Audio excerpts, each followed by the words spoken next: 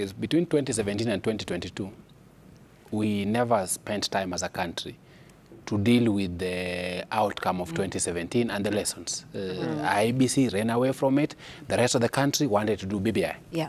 So everybody, you hear even conversation about the post-election evaluation, everybody came back to the regulations to 2022 this year.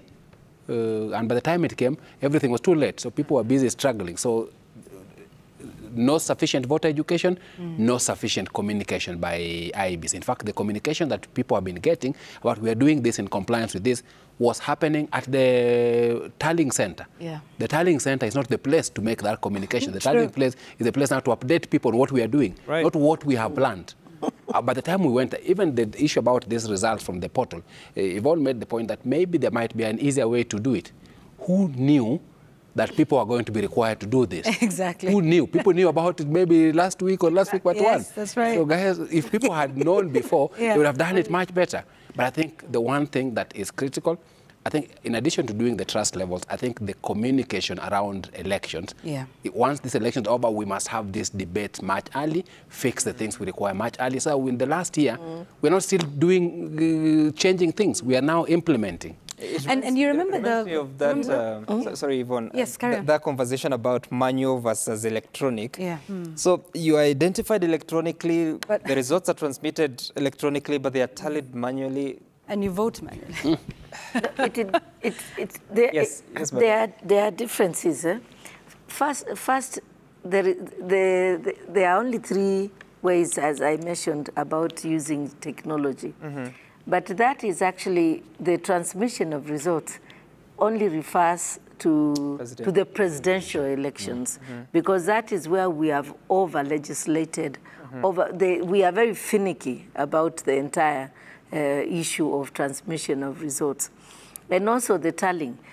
You asked something, Sam, earlier, about those 46,229 from 34A. Yeah.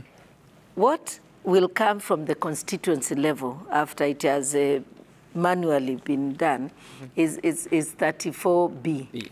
And when 34B comes, 34B will have a tally of all the polling stations at constituency level with the results there. So what will happen is that we have how many constituencies? 290.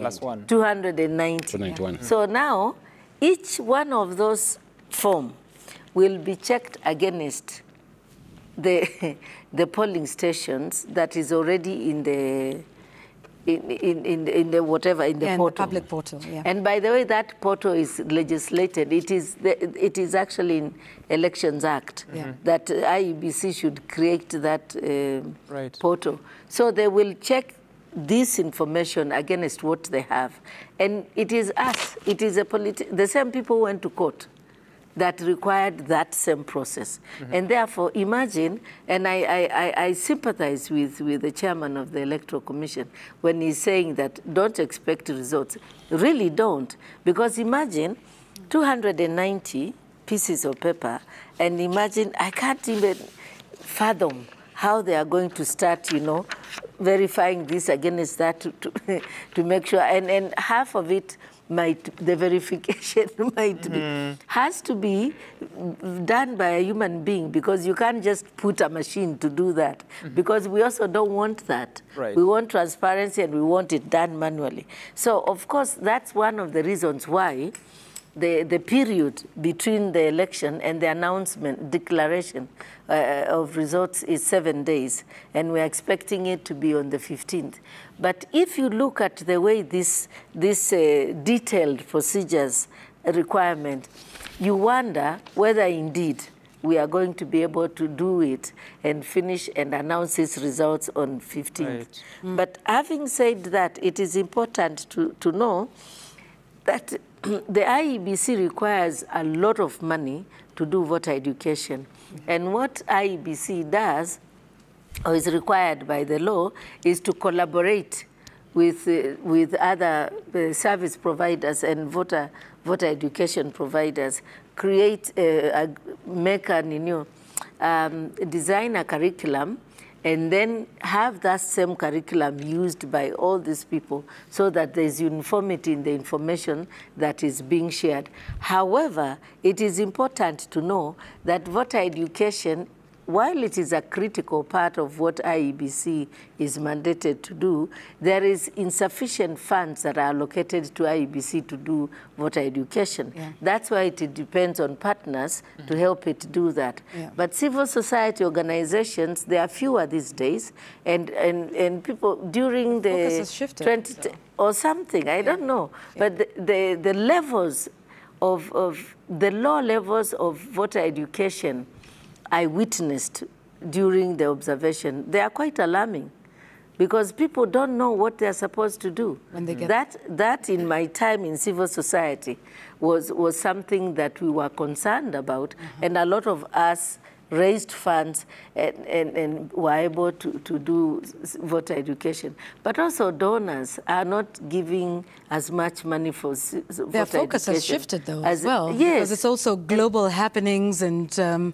you know, what's happening wherever. Exactly, but that is actually a serious problem in the democratization process. Yeah. Because if people don't know what they are doing, then we have a problem. We are going to have a lot more regression that we were trying to cure in 2010 with the Katiba. Yeah. Because now there is no constitutional body other than IEBC that is doing voter education, and there is fewer and fewer people in civil society doing that, and the media and IEBC is doing this on the last day and you know, you are using television, you are using all sorts of media that people out there don't know. So imagine the vast majority of citizens are the ones that are supposed to be reached by this information.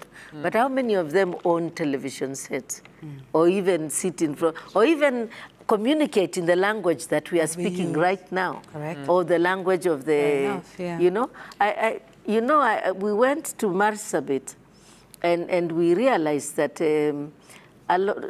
some years back to do voter education, and realized that you really need to engage and interact with people, to use, Yvonne, your word, engagement, which is both ways. And you need to demonstrate what people need to do. And you don't really have to read and write, but you just to discern and identify the images and be able to mark. But this is really serious work that requires investment, which we are not ready to invest. Yeah, you know, what you mentioned is quite interesting. Even when I went into the voting booth, you know, like with the presidential ballot, where was I to put my X? Because, you know, there was the name and image of the presidential candidate and the name and image of the running mate of the presidential candidate. And in between, there was a space. So at some point, should I put my X in between or at the very end? And these are, you know, simple things, which, by the way, could invalidate a vote. Exactly. So you can imagine that, you know, you go there with the very best intentions of saying, this is who I want to vote for.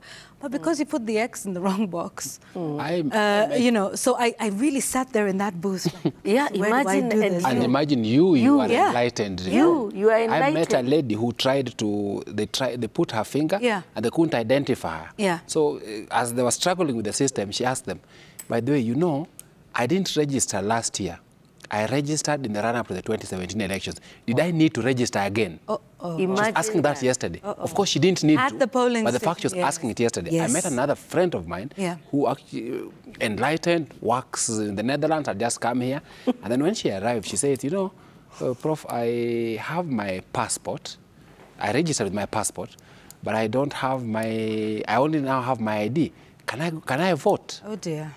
You know, and she's asking, and then she said, you know, I just took my passport to the embassy early this week because after voting, I wanted to go back to to Netherlands. Another friend of mine was doing observation, did observation the entire day. Then the last minute, that's when she was now going to vote.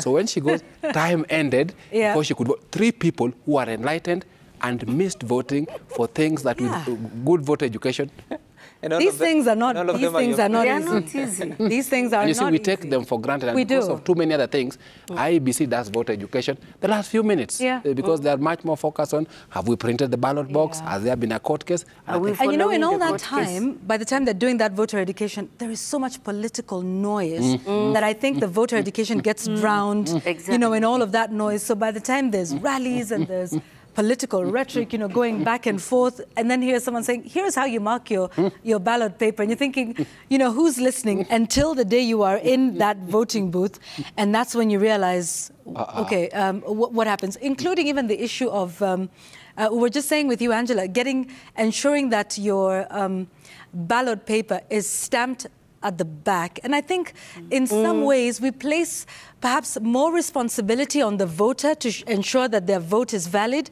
than perhaps we should. It should be easy for me to walk in there. But I went in okay, so have you stamped it? Stamp it at the back. You know, make sure you do.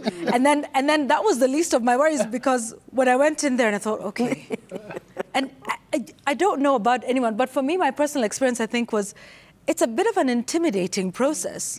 You know, you get there and then they fold them longitudinally, right? Yeah. In half. And then they give you all of these ballot papers. And man, I went into that voting booth and I was just thinking, oh my gosh, this is huge. And then, yeah, then I started asking myself, is it a tick or a cross, or is it any of them? You know, do I tick? Is that tick visible? I went over it again. You know, it's a tough space to be in. And are you dropping it in the right box? Am I dropping it in the right box? Yes. I suffered. I was like, I know, which is the correct color? White, I don't want to have a stray. Yes. And then purple, pink, and, you know, for some of us, those differentiations are not, you know, entirely. Yet even all that is done to make sure that it's easy for you. Right. I don't know if that helps. That's the thing, yeah. By the way, Yvonne, if actually people intentionally fail to stamp the ballot if they want to rig an election, that is actually one way of making, because it is invalid.